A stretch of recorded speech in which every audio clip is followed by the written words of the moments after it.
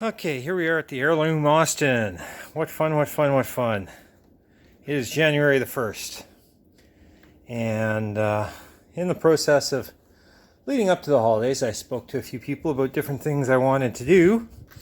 One of them was I wanted to get my shocks rebuilt. And I found out that Peter C. at Worldwide Auto Parts is going to be raising his prices soon on rebuilding shocks, and I was advised to get them off and in as quickly as I could.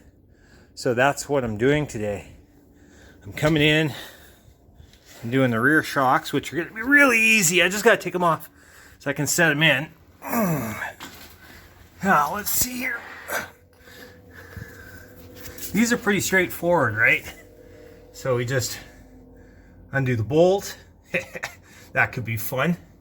And then a couple bolts up there holding it in place. I might have to get some illumination in there because of the sun. But yeah, so bolt there, those could be difficult, and then this bolt on the arm. So those will pull off pretty easy. The other side should be even easier. Wow, this needs cleaning up in here, eh? Nice and filthy. As you can see, I've removed the fuel tank. But here's a good detail of the emergency. Actually, that's not the emergency brake. That's the regular brakes, I think. This is the emergency brake, handbrake, in British parlance. Anyway, yeah, so the plan is eventually to redo the front brakes, which you know I'm going to be taking the floors out and such. I have new floors, so those are going to come out. The rest of it, yeah, it's not actually as bad as I had feared. This one here should be easier to remove, by the way. The shock absorber, just because I got off topic there, because the arm has already fallen off. Well, not off, it's over here. Let me back out. My great production quality here, right? So this wheel here, for whatever reason, has come loose, fallen off the shock. I'm going to want to send that in. But yeah, the shock itself should be pretty easy to pull. They generally are. And then yeah, we've got disc brakes going on the front when it's all apart. And the rear drums are I'm going to use the Morris Minor 3/4 inch rear wheel cylinders, so that I can actually just continue to use the stock e-brake and stock backer plates, and it's a straight bolt on. So everything should work out well that way. In the meantime, I'm going to get to work on these bolts. I don't think you really need to see me spray them with lubricant, so I'm going to got the wheel off. I'll let you go here.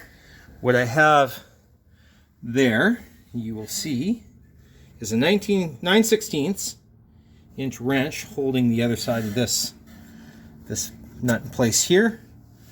And I'm using an impact socket just in case I need to go to the air tools. I don't think I'm going to have to do that. It should be fine to turn. Because I did soak it down with PV Blaster. Let's find out. Doing it one hand. Oh yeah, it turns. So it's turning. The wrench behind has got it locked in place, so I'm going to pull this nut. The other nut's in there. You can see it. When I get to it, I'll show you that too. But yeah, it's first shock's going to drop off. And obviously you saw the other arm. It's been damaged, so it's going to stay off. Actually, here you can see it there. This arm is damaged because it was dragged along the ground when it was driving. So I'm probably going to have to replace that anyway. So I'm not too concerned if that comes off clean or not. This one and the other side I'll want to try and keep. So that's where I'm at, and we'll see you on the other side of this bolt because it's just hard to hold a phone with one hand and work with the other. It's really kind of annoying. It does spin nicely though, so I'm not too worried. Yeah, it's coming loose. It's coming loose fine. I've been really lucky with this car. I haven't had a whole lot of stubborn bolts. And when I have had stubborn bolts, the PB Blaster has just worked wonders. There's a guy in my local Saskatchewan British Car Club turned me onto it, said it was the best of all the stuff. I don't know if it's the best, but it's certainly good enough for what I needed, and it's done its job, so I have no complaints, and I will be buying it again. Anyways, English car, I'll be buying it lots again. Anyways, I will talk to you soon. On the back one, I struggled a little bit to get the impact one in there, impact socket. So I'm using just a regular 3/8 drive, and it is in fact working. It's coming out. I've got again the wrench on the back side, and this is spinning. So I'm getting this out pretty easy. I don't know if there's a way I can do this where you can see it. I don't know if you really need to see me undoing a bolt, but yeah, it'd be nice to know if I can, just for the sake of being able to see it. This bolt here is obviously loose, right? And it's not holding any weight because I can do that. So I know this thing's not going to collapse on me when I pull this bolt out and pull the shock off. It's one of those things that, you know, it's probably a good idea to know beforehand. So, you know, because you don't want to have your hand in there, obviously. So, yeah, this is bolt number 2 coming out. So now what we have is the first shock with lock washer and nut. Come on, on you go. Yeah, you know where it goes. It goes on the end, right? So anyway, that's that. I noticed the one bolt's much longer than the other, which makes sense because the hole where it goes is much deeper. There's a dirty joke in there that some of you Brits are going to make, but I'm not going to bite. So now I got to figure out how to get that arm off just so I can send it in. Just you know, maybe the guy can use it for scrap or something, or at least he can reference the part number on it. So I'm going to try and pull that. Barring that, I'm going to head back to the second one. So pretty straightforward. 9/16 wrench to hold one side of the bolt on. 9/16 ratchet on the other side. I used a long thin ratchet to get into the narrow part there. I started with the impact. I think the impact was overkill. As far as the socket, I didn't need air tools at all. I didn't have to turn on my compressor or anything. So yeah, the disassembly continues. Well, one last thing, just while I'm down here, differential there, right? See this little string right there? Tied it through the hole. The drive shaft has a piece of string through the corresponding hole. So when I put the drive shaft back on the differential, bolt to bolt doesn't change. So if there was balancing done, it's still done. I don't have to redo it.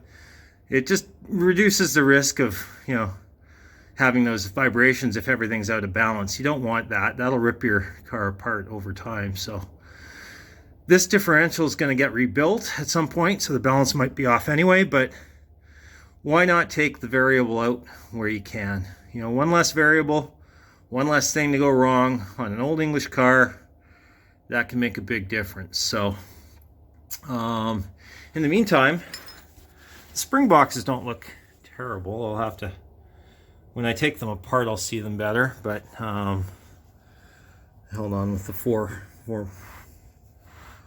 actually 6 bolts there, 8 bolts, whatever it is. I didn't want to put my jack stand there. I put it there because I don't want the jack stand, if they are weak, to jump through that. Then the car comes down while I'm under it, and that's inherently not good. I don't want that. Not, you know, gravity bad. So that's why the jack stands are where they are, and that's why they're going to stay where they are. When I get this thing ready to pull the differential off. Obviously I'm going to have to move them, but we'll take it one step at a time. In the meantime, I'm going back to my shocks and get them off. I love me my PB blaster. That just came off like it wasn't, well, like it wasn't 50, 60, however many years old it is. Older than me. Yeah, that came off really nice. So I'll just separate that in a bit here and get on to those. Let's see if the PB blaster worked its magic on these ones too. Okay, back. Let's see. Let's hanger.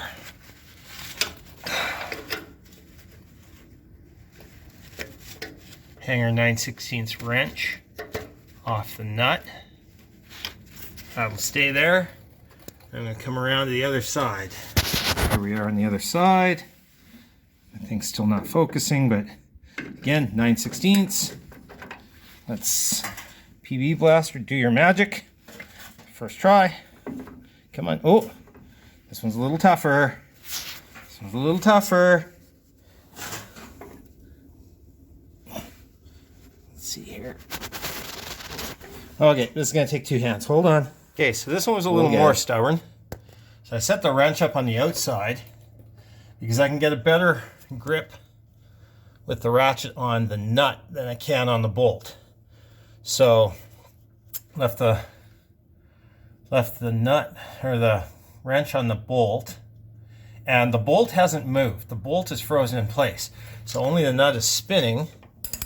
By the way, I took the extender out to get better leverage, so I'm not rounding it off. I gave it a couple of good hard shots, not with a hammer or anything, just pushes. Just a sort of a thing, right? And sorry, just a sort of a thing, because I wanted to make that sound again. But now, I mean, it's obviously, I mean, look at this, it's just going too. Oh no, that's still too tight for fingers. Still too tight for fingers, so.